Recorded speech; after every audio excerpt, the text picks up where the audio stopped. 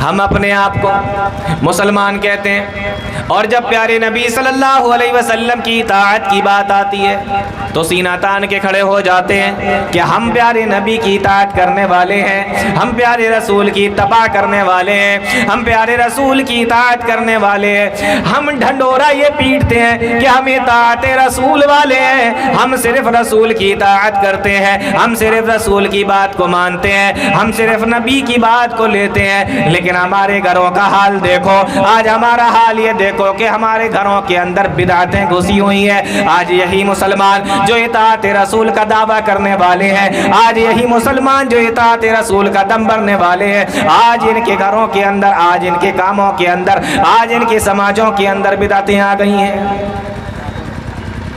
ڈھنڈورا پیٹا کس چیز کا؟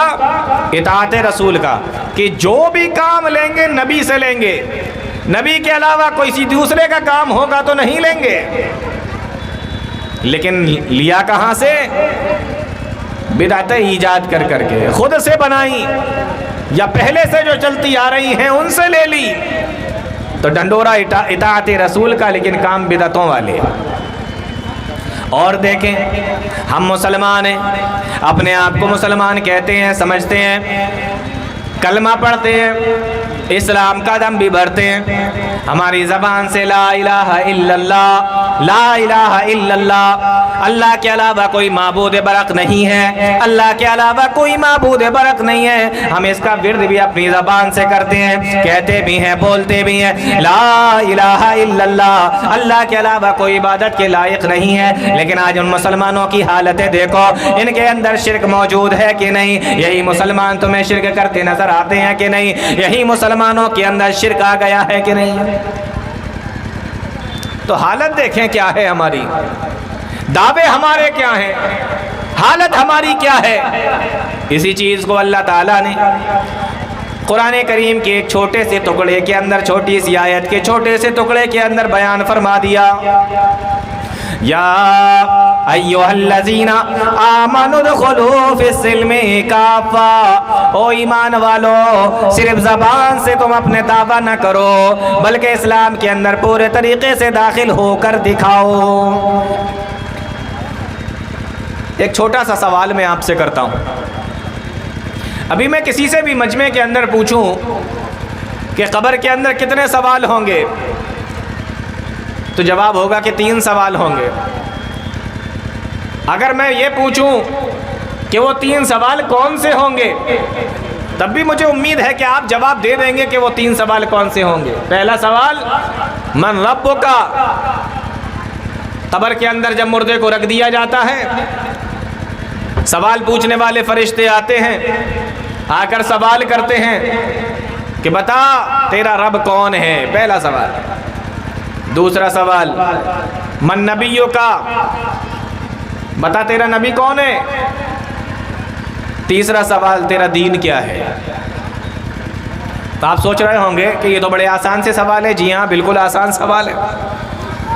قبر کے اندر جس کو بھی رکھا جاتا ہے، کسی بھی جگہ کا رہنے والا ہو اور کوئی سی بھی بھاشا بولنے والا ہو، آپ بنگالی بولتے ہیں، آپ بہاری بولتے ہیں، گجراتی بولتے ہیں، کنڑ کیا بولتے ہیں، آپ ہندی بولتے ہیں، اردو بولتے ہیں، کیا بولتے ہیں، اس سے کوئی مطلب نہیں۔ قبر میں رکھنے کے بعد سب کی زبان عربی، سب سمجھ میں آئے گا فرشتے کیا پوچھ رہے ہیں۔ اور اگر جواب معلوم ہے اور اللہ کی توفیق ہوئی تو جواب بھی دے دو گے، لیکن جواب بھی عربی میں ہی نکلے گا۔ بہت سارے لوگ کیا سوچتے ہیں نا کہ یہیں پہ رٹا مار لیتے ہیں، بہت سارے لوگ کیا سوچتے ہیں، یہیں پہ رٹا مار لیتے ہیں۔ 3 سوال ہیں عربی کے، چلو ٹھیک ہے، اردو ہماری ہے، زبان اردو ہے، بنگلہ ہے یا جو بھی ہے، لیکن جواب 3 چھوٹے چھوٹے ہیں۔ من نبیوں کا، نبی کون ہے؟ محمد الرسول اللہ، محمد صلی اللہ علیہ وسلم۔ دین کیا ہے؟ دین الاسلام، دین اسلام ہے میرا۔ اور تیرا رب کون ہے؟ ربی اللہ، میرا رب اللہ ہے۔ ہم یہاں پہ خوب یاد کر لیں، رٹا ماریں، پوری رات رٹیں، دن میں بھی زبان سے اپنے بولتے جائیں، تو آپ کو یہ اندازہ ہے یا آپ کو یہ یقین ہے کہ قیامت کے دن جب قبر کے اندر جب ہم سے سوال پوچھا جائے گا تو ہم جواب دے دیں گے؟ آپ کو یہ یقین ہے؟ وہاں اگر آپ یہاں سے رٹا مار کے گئے ہوں گے، رٹ کر گئے ہوں گے، یاد کر کے گئے ہوں گے، تو جواب نہیں آئیں گے میرے بھائی۔ جواب کیسے آئیں گے؟ جب آپ نے اس کے مطابق عمل کیا ہوگا۔ جب آپ نے ان کے مطابق عمل کیا ہوگا تو اپنے آپ آئیں گے۔ پہلا سوال پوچھا جائے گا من ربک کا، جواب ہمیں معلوم ہے، آپ کو بھی معلوم ہے۔ ابھی اگر آپ سے پوچھا جائے کہ بتاؤ من ربک کا، تمہارا رب کون ہے، تو جواب آپ کا ہوگا میرا رب اللہ ہے۔ دوسرا سوال اگر آپ سے پوچھا جائے بتاؤ تمہارا نبی کون ہے، تو جواب ہوگا میرے نبی محمد صلی اللہ علیہ وسلم ہے۔ اور تیسرا سوال پوچھا جائے کہ بتاؤ تمہارا دین کیا ہے، تو جواب ہوگا میرا دین اسلام ہے۔ تینوں سوالوں کے جواب آپ دے لو گے، آپ کو معلوم ہے، آپ کو یاد ہے۔ لیکن آپ تھوڑا سا اندازہ کریں، یہ تین چھوٹے چھوٹے سوال اور ان کے تین چھوٹے چھوٹے جواب قبر میں ہمیں یاد آئیں گے کہ نہیں آئیں گے ہمیں نہیں معلوم، لیکن ابھی آپ لوگوں کو معلوم ہے، ابھی آپ لوگوں کو جس کی جانکاری ہے ابھی آپ لوگ اس کو جانتے ہیں۔ اب میں آپ سے یہی تین سوال دوبارہ سے کر رہا ہوں۔ اگر فرشتے ان تین سوالوں کو تھوڑا سا گھما کر آپ سے پوچھ لیں، اور فرشتے تو چھوڑو، میں ابھی تم لوگوں سے اگر ان سوالوں کو تھوڑا سا گھما کر پوچھ لیتا ہوں، اگر سوال یہ ہو کہ بتاؤ تم اپنا رب کس کو مانتے ہو، تم اپنا رب کس کو مانتے ہو، یا فرشتے اگر اس طریقے سے سوال کر لیں کہ تم اپنا رب کس کو مانتے تھے، تو ہمارا جواب کیا ہوگا؟ آج دیکھیں من ربک کا، تمہارا رب کون ہے، لیکن سوال اگر اس طریقے کا ہو جائے کہ تم رب کس کو مانتے تھے، تم نے یہ تو کہا تھا کہ میرا رب اللہ ہے، لیکن کیا تم نے اللہ کو اپنا رب مانا بھی تھا؟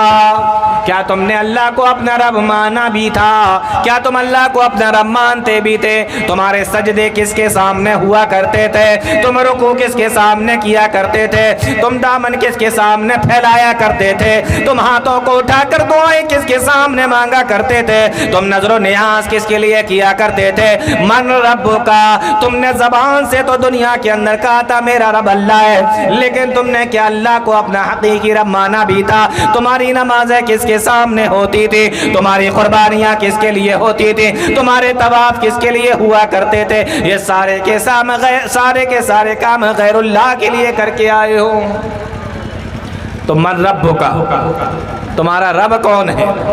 آسان سا سوال ہے، لیکن اگر اتنا پوچھ لیا جائے کہ تم رب مانتے کس کو تھے؟ من نبیوں کا، تمہارا نبی کون ہے؟ جواب محمد صلی اللہ علیہ وسلم ہمارے نبی ہیں۔ لیکن اگر سوال کو تھوڑا سا گھما دیا جائے کہ تم نے نبی مانا کس کو ہے، تم نے شریعت کون سی مانی ہے، تم کون سے دین کے اوپر چلتے ہو، تم کس کی بات کو مانتے ہو، جب نبی کی بات آتی ہے تو نبی کی بات کو لیتے ہو یا اپنے گھر والوں کی بات کو مانتے ہو؟ جب نبی کی بات آتی ہے تو تم اپنے اماموں کی بات کو آگے بڑھاتے ہو یا نبی کی بات کو آگے رکھتے ہو؟ نبی نے کچھ کہا اور گھر میں باپ دادا نے کچھ کہا، تو آپ کس کی بات کو لیتے ہو، کس کی بات کو مانتے ہو؟ اگر سوال پوچھا جائے کہ من نبیوں کا، تمہارا نبی کون ہے، تم نے نبی کس کو مانا، اللہ نے نبی کس کو بنا کر بھیجا تھا، تم باتیں کس کی مانا کرتے تھے؟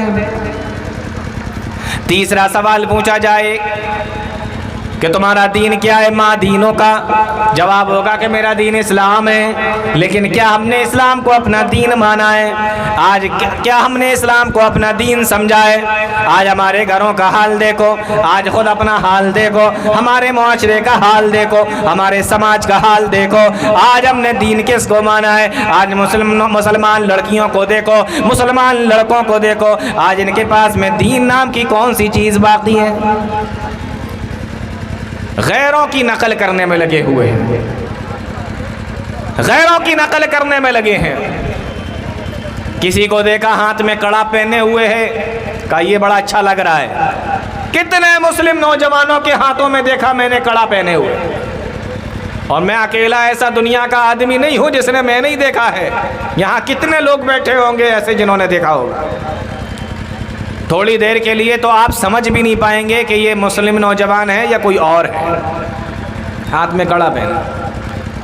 कितने नौजवान लड़कों को देखो पीछे चोटी बांधे, क्या फैशन निकला है, पीछे चोटी बंधी हुई है, बाल बड़े बड़े कर लिए, पीछे चोटी बांध ली। तो एक तो कड़ा पहन लिया, फिर वो चोटी भी बांध ली पीछे। और हैं कौन हम? मन रब्बो का, मा दीनों का, मन नबियों का, सबके जवाब मुझे पता है। दीन मेरा इस्लाम है, रब मेरा अल्लाह है, और प्यारे नबी सल्लल्लाहु अलैहि वसल्लम हमारे नबी है मोहम्मद सल्लल्लाहु अलैहि वसल्लम, सब पता है मुझे। लेकिन कर क्या रहे हैं? नौजवानों की हालतों को देखो, हाथों में कड़ा पहने, बाल बड़े कर लिए, चोटी। अब वो कुछ और भी निकल आया नया। कितने नौजवानों को आप देखो, एक साइड के बाल गायब हैं, दूसरे साइड के बाल बड़े बड़े, ये आंख पे आ रहे हैं, यहाँ तक आ रहे हैं बाल, एक साइड के गायब। अजीब व गरीब तरीके से बालों की कटिंग, दोनों साइडों से गायब, ऊपर से ये बाल आ रहे हैं, कहीं के बड़े कहीं के छोटे, कहीं के बिल्कुल साफ, अजीब व गरीब तरीके की कटिंग है। और कितने नौजवानों को मैंने देखा है कानों में बुंदा पहने हुए, मुसलमान हैं, कान में बुंदा पहने हुए हैं, कानों के अंदर बुंदा पहने हुए हैं। अब बचा क्या है? बाल बड़े कर लिए, हाथ में कड़े भी पहन लिए, कान में बुंदा भी डाल लिया, गले में हार भी पहन लेता है, और जंजीर भी डाल लेते हैं गले में। सही कह रहे हैं शेख, गले में जंजीर पहने हुए भी आपको नौजवान मिलेंगे, कोई सोने की कोई चांदी की, गले में जंजीर भी पहने होंगे। अब एक चीज़ बची है कि नाक में कुछ और पहन लें, बस नाक में कुछ और डाल लें, बस वही चीज़ बाकी रह गई है नौजवानों की। ये इस्लाम है? क्या शक्ल बिगाड़ के रख दी है हमने। और अगर ये सवाल कब्र में पूछा जाए कि तुम्हारा दीन क्या है, तो तुम कहोगे मेरा दीन इस्लाम है। तुम्हारा दीन इस्लाम है, यही इस्लाम है, ये कान में बुंदा पहने हो, हाथ में कड़ा पहने हो, और शादी ब्याह और घरों के मामलात और घरों के अंदर होने वाले रस्म व रिवाज, फिर उनको तो छोड़ ही दीजिए। अजीब व गरीब हालत। तो ये दीन, कुरान करीम कहता है या अय्युहल्लज़ीना आमनु दुखुलू फिस्सिल्मि काफ़ा, ऐ ईमान वालो इस्लाम के अंदर पूरे तरीके से दाखिल हो जाओ। कहने के लिए नहीं कि हाँ मुसलमान हैं, कहने वाले नहीं कि हाँ हम इस्लाम के मानने वाले हैं। इस्लाम होना भी चाहिए, इस्लाम दिखना भी चाहिए। आगे अल्लाह फरमा रहा है वला तत्तबिउ खुतवातिश शैतान, और शैतान के नक्श कदम पे न चलो। खुतवतुन जमा खुतवात, शैतान के रास्ते बहुत हैं, इसलिए जमा इस्तेमाल की गई है, वाहिद लफ्ज़ इस्तेमाल नहीं किया कि शैतान के जो पैर हैं उस पर, जो रास्ता है उस पर, नहीं, शैतान के रास्तों पर मत चलो, मतलब उसके रास्ते बहकाने के बहुत हैं। आपको नहीं मालूम वो किस अंदाज से आपके ऊपर हावी होना चाहता है, वो किस तरफ से आपको बहकाना चाहता है, वो किस किस तरफ से आपको घेर लेगा, आपको इसका अंदाजा भी नहीं। शैतान ने तो खुद कहा है, कुरान करीम इस बात का गवाह है। अल्लाह ताला से बहस कर रहा है शैतान, और क्या कह रहा है सुम्मा लआतियन्नहुम मिन बैनि ऐदीहिम व मिन खल्फिहिम व अन ऐमानिहिम व अन शमाइलिहिम। मैं इनके ऊपर, कहाँ शैतान कह रहा है सुम्मा लआतियन्नहुम मिन बैनि ऐदीहिम, मैं इनके सामने से आकर भी इनको बहकाऊंगा,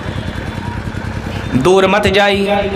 اور قریب کی مثال میں آپ کو دے رہا ہوں.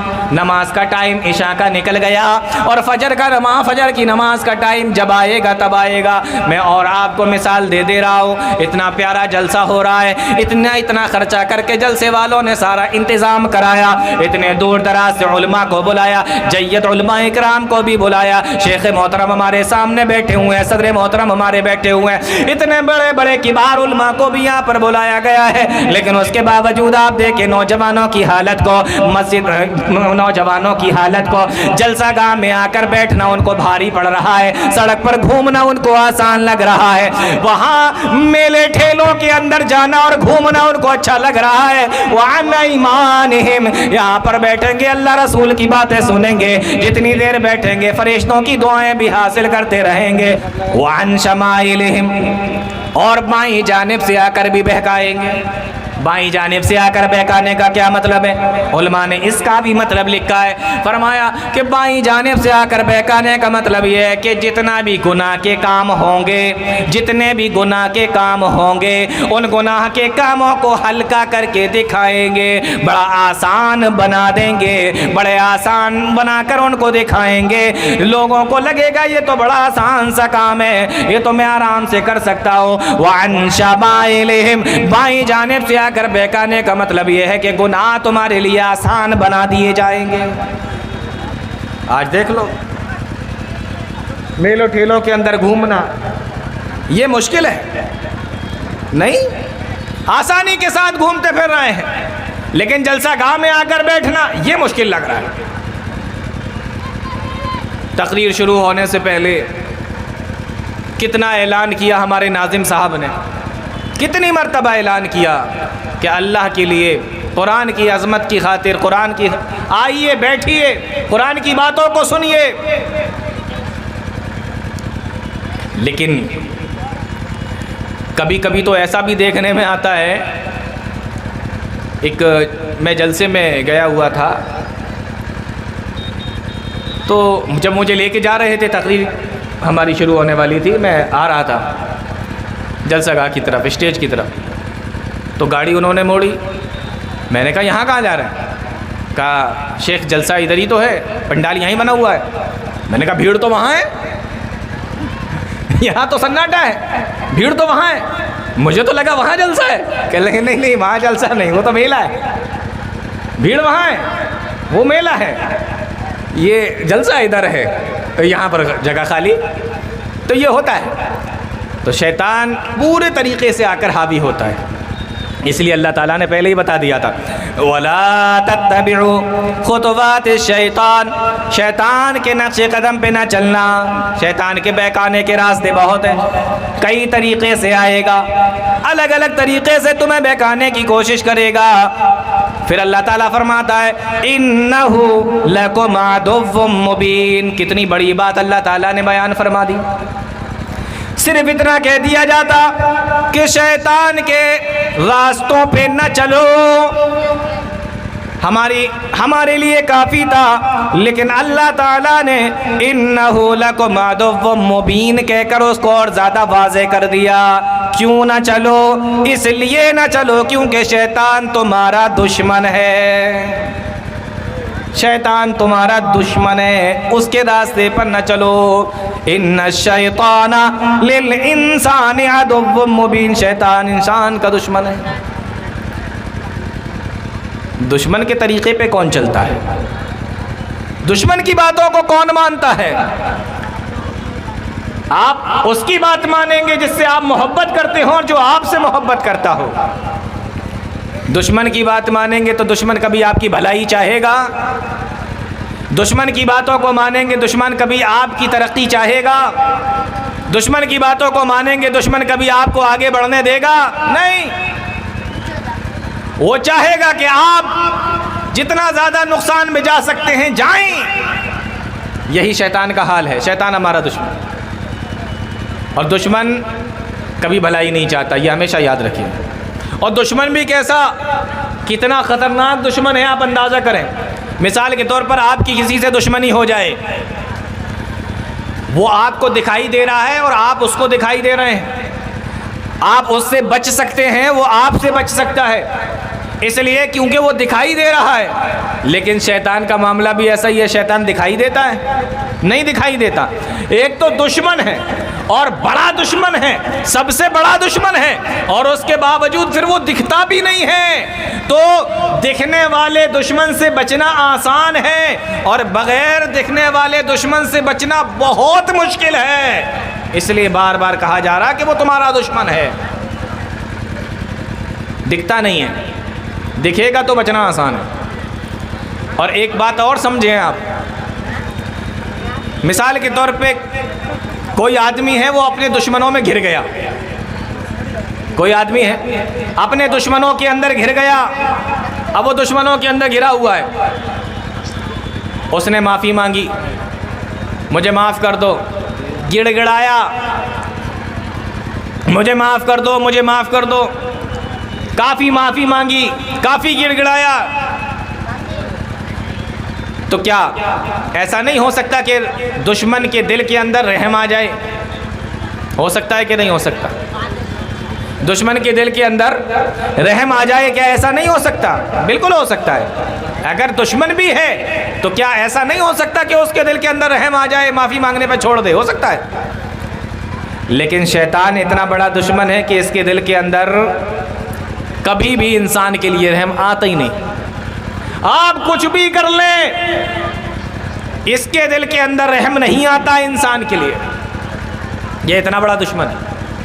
اور ایسا بھی ہوتا ہے کہ انسان اپنے دشمنوں میں گھر گیا، اس نے دشمنوں سے کہا کہ دیکھو میرا مال مجھ سے لے لو، میری گاڑی ہے یہ بھی تم مجھ سے لے لو،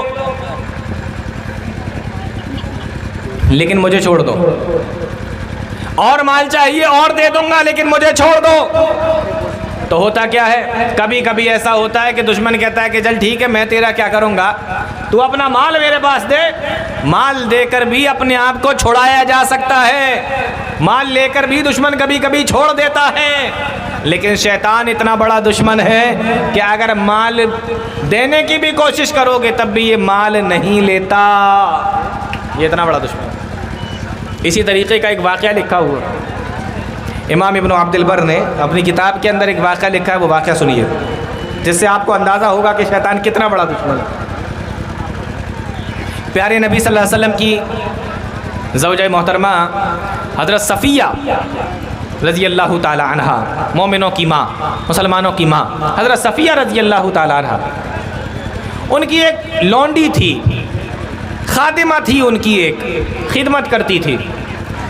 ایک مرتبہ حضرت عمر رضی اللہ تعالیٰ عنہ کے پاس میں آئی، معلوم یہ ہوا کہ یہ اس زمانے کی بات ہے جب حضرت عمر رضی اللہ تعالیٰ عنہ کی حکومت تھی، خلافت تھی، اور مسلمانوں کے خلیفہ حضرت عمر رضی اللہ تعالیٰ عنہ تھے، اس ٹائم کی بات ہے۔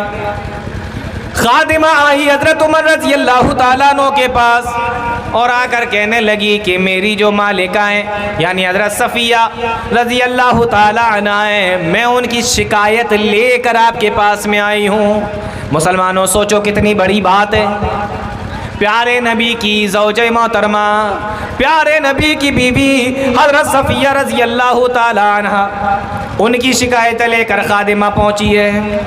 کہ میں شکایتیں لے کر آئی ہوں، 2 شکایتیں لے کر آئی ہوں۔ حضرت عمر رضی اللہ تعالیٰ عنہ نے کہا کہ بتاؤ کیا دونوں شکایتیں؟ پہلی شکایت وہ کہنے لگی، پہلی شکایت یہ ہے کہ حضرت صفیہ رضی اللہ تعالیٰ عنہا سنیچر کے دن کی بڑی عزت کرتی ہیں، سنیچر کے دن کا بڑا اہتمام اور احترام کرتی ہیں۔ آپ لوگوں کی جانکاری کے لیے یہ بتا دوں کہ جس طریقے سے مسلمانوں میں جمعے کے دن کا بڑا احترام ہے، اسی طریقے سے یہودیوں کے یہاں سنیچر کے دن کا بڑا احترام ہے۔ آ کر کہنے لگی کہ حضرت صفیہ رضی اللہ تعالیٰ عنہ سنیچر کے دن کا بڑا احترام کرتی ہیں، بڑی عقیدت رکھتی ہیں، بڑی محبت رکھتی ہیں، اور دوسری شکایت حضرت صفیہ رضی اللہ تعالیٰ عنہ کی یہ ہے کہ یہودیوں سے ان کا تال میل ہے، یہودیوں سے ان کا رشتہ ناتا ہے، یہودیوں کے ساتھ میں ان کے اچھے تعلقات ہیں۔ یہ دو شکایتیں لے کر پہنچی حضرت عمر فاروق رضی اللہ تعالیٰ عنہ نے اس کی دونوں باتوں کو سنا اور کہا ٹھیک ہے، میں پتہ کراتا ہوں کیا بات ہے، کیا معاملہ ہے، اس کے اندر سچائی کیا ہے، میں جانکاری کرتا ہوں۔ بلایا، دو لوگوں کو بلایا اور کہا کہ جاؤ اماں صفیہ رضی اللہ تعالیٰ عنہ کے پاس اور ان سے جا کر پتہ کرو کہ آدمی خادمہ نے آپ سے یہ بات کہی ہے۔ مسلمانوں، اسی کو عدل و انصاف کہا جاتا ہے۔ صرف ایک طرف کی باتوں کو سننے کے بعد میں فیصلہ کر لینا، یہ انصاف کی بات نہیں ہے۔ آج ہمارے گھر کی بات ہو، ہمارے خاندان کی بات ہو، ہمارے پاس میں کوئی آتا ہے اور آ کر ہم سے کہتا ہے کہ فلاں آپ کے بارے میں ایسا کہہ رہا تھا، فلاں نے آپ کے بارے میں ایسا کہا ہے، ہم ویسا کا ویسا مان لیتے ہیں، ایک بار بھی نہیں پوچھتے، ایک بار بھی تحقیق کرنے کی کوشش نہیں کرتے۔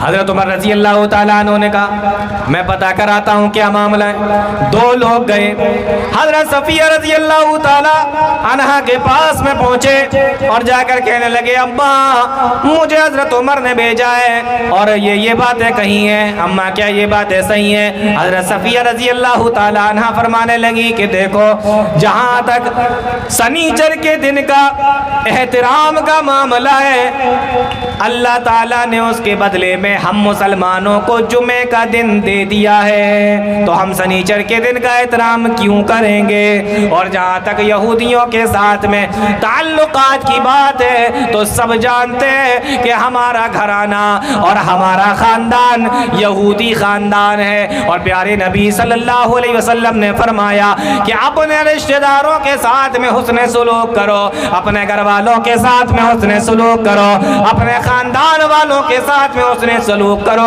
اگر وہ کسی دوسرے مذہب کے ہوں، دوسرے دین کے ہوں، دوسرے دھرم کے ہوں، تب بھی کرو۔ اس لیے پیارے نبی کے کہنے کے مطابق آج بھی گرچہ وہ لوگ یہودی ہیں، ان کے ساتھ میں نیک سلوک رکھتے ہیں، حسن سلوک کرتے ہیں۔ دونوں باتیں حضرت عمر کے پاس پہنچا دی گئیں۔ معلوم یہ ہوا کہ خادمہ نے غلط الزام لگایا، خادمہ نے غلط الزام لگایا۔ اب حضرت صفیہ رضی اللہ تعالیٰ عنہ نے اپنی اس خادمہ کو بلایا اور بلا کے کہا کہ بتا آخر تو نے یہ کیوں کیا، آخر تو نے یہ کیوں کیا، کیوں گئی، کیوں الزام لگائے، کیوں اس طریقے سے میری شکایتیں کی؟ تو خادمہ کا جواب سنو۔ امام ابن عبد البر نے اپنی کتاب کے اندر لکھا ہے کہ مجھے شیطان نے بہکایا تھا۔ آ رہا ہے کو سمجھ میں؟ مجھے شیطان نے بہکایا تھا، اسی نے مجھے ورغلایا، اسی نے میرے دل کے اندر یہ وسوسہ ڈالا کہ جاؤ یہ دو شکایتیں جا کر حضرت عمر سے کہو، اور میں نے جا کر دی ہیں۔ تو شیطان کس کس طریقے سے بہکاتا ہے، کس کس طریقے سے ورغلاتا ہے؟ حضرت صفیہ رضی اللہ تعالی عنہا نے جب یہ سنا تو فرمانے لگی کہ شیطان کو اب ہم اور زیادہ ذلیل کرتے ہیں، جا ہم تجھے آزاد کرتے ہیں، تو آج سے آزاد ہے۔ وَلَا تَتَّبِعُوا خُطُوَاتِ الشَّيْطَانِ، شیطان کے نقش قدم پہ نہ چلو۔ شیطان تمہیں کس کس طریقے سے بہکانے کی کوشش کرتا ہے، کس کس طریقے سے ورغلانے کی کوشش کرتا ہے۔ شیطان کا معاملہ دیکھیں آپ کتنا خطرناک ہے۔ ایک آدمی ہے اپنے گھر کے اندر آیا، کھانا کھانے کے لیے بیٹھا، دسترخوان لگ گیا۔ اب یہ کھانا کھانے کے لیے بیٹھا ہے، ابھی کھانا شروع کیا، اتنے میں اس کی بیوی آتی ہے اور آ کر گھر کے اندر کی جتنی بھی شکایتیں ہوتی ہیں، تمہاری ماں نے یہ کہا تھا مجھ سے، تمہارے بھائی نے یہ کہا تھا مجھ سے، تمہاری بہنوں نے مجھ سے یہ کہا تھا، آ کے شکایتیں کرتی ہے۔ آدمی پریشان ہے، کھانا کھانے بیٹھا ہے، دن بھر محنت کر کے آیا ہے، دن بھر مزدوری کر کے آیا ہے، کھانا کھانے بیٹھا ہے۔ تو آدمی کھانا کھاتے میں کیا کہتا ہے کہ مجھے کھانا سکون سے کھا لینے دو، اس کے بعد میں دیکھیں گے کیا بات ہے۔ ایسے بولتے ہیں کہ نہیں بولتے ہیں کہ کھانا تو سکون سے کھانے دو مجھے، کم سے کم اتنی محنت کر کے آیا ہوں میں۔ ایک آدمی بیٹھا ہوا کھانا کھا رہا ہے، اتنے میں ماں آ گئی اور ماں نے آ کر کہا تیری بیوی نے مجھ سے ایسا کہا، تیری بیوی نے مجھ سے ایسا کہہ دیا، تیری بیوی نے مجھ سے یہ کہا۔ آدمی کیا کہتا ہے، اماں کھانا تو کھانے دو، کھانا تو کھا لینے دو مجھے، کم سے کم سکون کے ساتھ مجھے کھانا کھا لینے دو۔ کیوں؟ کیونکہ دن بھر محنت کر کے آیا ہوں، دن بھر مزدوری کر کے آیا ہوں، کھانے کے ٹائم ڈسٹرب مت کرو، کم سے کم کھانا تو سکون سے کھا لینے دو۔ لیکن شیطان کا معاملہ دیکھو کتنا بڑا دشمن ہے، شیطان کا معاملہ دیکھو۔ اللہ کے نبی صلی اللہ علیہ وسلم ارشاد فرماتے ہیں ان الشیطان یحضر احدکم، شیطان تمہارے پاس میں حاضر ہوتا ہے، تمہارے پاس میں آتا ہے، ہر وقت اور ہر چیز کے ٹائم شیطان تمہارے پاس میں آتا ہے، شیطان تمہارے پاس میں پہنچتا ہے، ہر ٹائم تمہارے پاس میں شیطان حاضر ہوتا ہے۔ یہاں تک کہ اللہ کے نبی صلی اللہ علیہ وسلم فرماتے ہیں عند کل طعامہ، جب انسان کھانا کھانے کے لیے بیٹھتا ہے تو شیطان اس وقت بھی آ جاتا ہے۔ یعنی اگر آپ کے کھانے میں ماں نے آ کے کچھ کہا تو آپ اس کو برداشت نہیں کرتے، اگر بیوی نے آ کے کچھ کہا آپ اس کو بھی برداشت نہیں کرتے، گھر کا کوئی اور آ کر اگر آپ کو کھانا کھانے میں ڈسٹرب کرے تو آپ اس کو برداشت نہیں کرتے۔ لیکن شیطان جب کھانا کھانے کے لیے بیٹھتے ہو شیطان آ کے ڈسٹرب کرتا ہے، اور اگر آپ بغیر بسم اللہ کہہ کے کھانا شروع کر دیتے ہیں تو ساتھ میں بھی بیٹھ کر کھاتا ہے۔ یہ وہ ہے جو آپ کو سکون سے کھانا بھی نہیں کھانے دیتا، یہ وہ ہے جو آپ کے کھانے میں بھی آپ کو ڈسٹرب کرتا ہے۔ اس لیے اللہ تعالیٰ فرماتا ہے یا ایھا الذین آمنوا ادخلوا فی السلم کافہ، او ایمان والو کم سے کم اپنے ایمان کی حالت کو تو دیکھو، اپنے اسلام کے ماننے والے ہو تو اپنی حالتوں کو تو دیکھو، ہم کس حالت پر ہیں، ہمارے اندر کتنا ایمان باقی ہے، ہمارے اندر کتنا اسلام باقی ہے، ہم کتنا % مسلمان بچے ہیں، کہیں آج ہم صرف نام لینے والے مسلمان تو نہیں بچے ہیں۔ دیکھ لو مسلمانوں کی حالتوں کو، نام کیا ہے، نام سے پتہ چلے گا کہ یہ مسلمان ہے۔ کبھی کبھی تو پتہ چلتا ہے کہ گوشت کھانے والے مسلمان، گوشت کھاتے ہیں اس لیے مسلمان۔ کوئی پہچان ہے مسلمانوں کی؟ اگر پوچھا جائے کہ مسلمانوں کی کوئی خاص پہچان تو ہمارے پاس کون سی پہچان ہے کہ ہاں مسلمان لوگ گوشت کھاتے ہیں، یہ پہچان ہے ان کی، یہ پہچان بچی ہے ہماری کہ گوشت کھانے کی پہچان ہے بس۔ آپ دیکھیں حالت کیا ہو گئی۔ اس لیے اللہ تعالیٰ قرآن کریم کے اندر ایک دوسری جگہ فرماتا ہے یا ایھا الذین آمنوا ادخلوا فی السلم کافہ، ایک دوسری جگہ فرماتا ہے یا ایھا الذین آمنوا قوا انفسکم واہلیکم نارا۔ آیت کریمہ کو غور سے سن لینا، یا ایھا الذین آمنوا قوا انفسکم واہلیکم نارا، او ایمان والو اپنے آپ کو بھی بچاؤ، اپنے گھر والوں کے بھی بچاؤ۔ کس سے بچاؤ؟ نارا، آگ سے بچاؤ۔ کون سی آگ سے بچاؤ؟ فرمایا وقودھا الناس والحجارہ، جس کا ایندھن انسان اور پتھر ہے، اس آگ سے اپنے آپ کو بھی بچاؤ، اپنے گھر والوں کو بھی بچاؤ۔ مسلمانوں اس جلسے کے اندر آئے ہو، یہاں پر بیٹھ کر علماء کرام کی تقریریں سن رہے ہو، آگے بھی سنو گے، کم سے کم یہاں سے جب اٹھ کر جانا تو کچھ نہ کچھ ایسی چیزوں کو لے کر اپنے دل کے اندر بسا کے جانا کہ آج کے بعد ہمارے جو غلط کام تھے وہ ہم ان غلط کاموں کو چھوڑ دیں گے، آج کے بعد ہم نے جو نیک کاموں کے اوپر عمل نہیں کیا تھا ان نیک کاموں کو ہم کرنے لگیں گے، ہم اپنے بچوں کو بھی دین کی باتیں بتائیں گے، اپنے آپ کو بھی ہم دین سیکھنے اور سکھانے دین اس قابل بنائیں گے، اور ہم دین کے اوپر عمل کرنے کی بھی کوشش کریں گے۔ یہ چیزوں کو یہاں سے لے کر جانا۔ یا ایھا الذین آمنوا قوا انفسکم واہلیکم نارا، اپنا بھی خیال کرو کہ کہیں تم ہی اس گڑھے کے اندر نہ چلے جاؤ، کہیں تم ہی اس جہنم کے اندر نہ چلے جاؤ، اور اس کا بھی خیال کرو کہ وقود واہلیکم نارا، کہ گھر والے نہ چلے جاؤ۔ اولاد نہ چلی جائے۔ اولاد کا خیال کرتے ہیں کہ نہیں کرتے؟ اولاد کا خیال کرتے ہیں کہ نہیں کرتے؟ اگر کہیں آگ جل رہی ہو اور بچہ ہمارا کھیلتے ہوئے اس طرف نکل جائے تو کیا ہم انتظار کرتے ہیں کہ گرے گا تو بچائیں گے؟ بولو، انتظار کرتے ہیں کہ گرے گا تو بچائیں گے؟ نہیں کرتے۔ اگر چھوٹا بچہ ہے اور آگ کی طرف جا رہا ہے تو جاتے وقت ہی اس کو پکڑ لیتے ہیں کہ ادھر مت جانا۔ تو ہم کس کا انتظار کر رہے ہیں؟ اپنے بچوں کے گرنے کا انتظار کر رہے ہیں؟ نہیں میرے بھائیوں، اللہ کا فرمان سنو، یا ایھا الذین آمنوا قوا انفسکم واہلیکم نارا، اپنے آپ کو بھی بچاؤ، وہ کام کرو جس سے جہنم میں جانے سے بچو، اور اپنے گھر والوں کا، اپنے بچوں کا، بیوی بچوں کا بھی خیال کرو۔ اللہ تعالی ہم تمام لوگوں کو نیک عمل کی توفیق عطا فرمائے، آمین یا رب العالمین۔ وآخر دعوانا الحمدللہ رب العالمین، والسلام علیکم ورحمۃ اللہ۔